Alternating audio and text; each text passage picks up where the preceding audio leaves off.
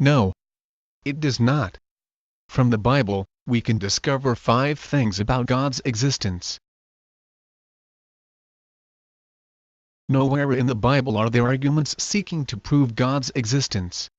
The fact of his existence is assumed from the first page where we read, "In the beginning God created the heavens and the earth." God's existence is assumed throughout the rest of Scripture.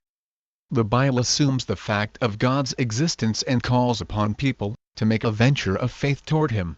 And without faith, it is impossible to please God, because anyone who comes to him must believe that he exists and that he rewards those who earnestly seek him.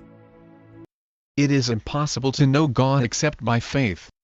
Since he is invisible to humanity, we can only know him by means of faith. Scripture says that God's existence is evident to everyone. Paul wrote, "What may be known about God is plain to them, because God has made it plain to them. For since the creation of the world, God's invisible qualities, his eternal power and divine nature, have been clearly seen, being understood from what has been made, so that people are without excuse." If a person denies the existence of God, then there is no reference point for correctly understanding themselves or the world around them. Not only does the Bible assume that God exists, it says only fools deny his existence. The psalmist wrote, "The fool says in his heart, there is no God. They are corrupt, and their ways are vile. There is no one who does good. God looks down from heaven on all mankind to see if there are any who understand, any who seek God. Everyone has turned away. All have become corrupt.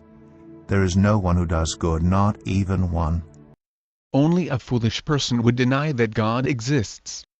The fact of his existence should be obvious to all. Those who do reject the truth of God end up in idolatry. The Apostle Paul wrote, "The wrath of God is being revealed from heaven against all the godlessness and wickedness of people who suppress the truth by their wickedness. For although they knew God, they neither glorified him as God nor gave thanks to him, but their thinking became futile, and their foolish hearts were darkened. Although they claimed to be wise, they became fools and exchanged the glory of the immortal God for images made to look like a mortal human being and birds and animals and reptiles."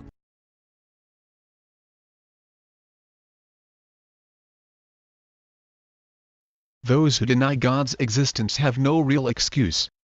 Paul wrote to the Romans, "For since the creation of the world, God's invisible qualities, his eternal power and divine nature, have been clearly seen, being understood from what has been made, so that people are without excuse."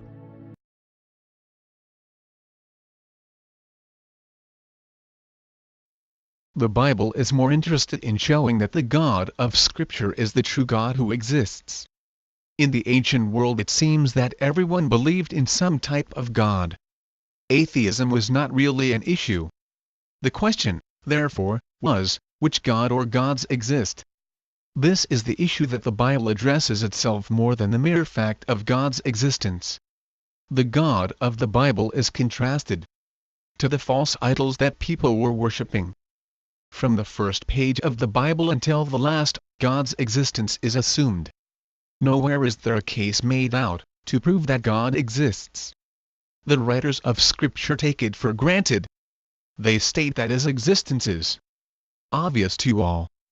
Only those who are fools deny that he exists. Those who reject his existence have no real excuse.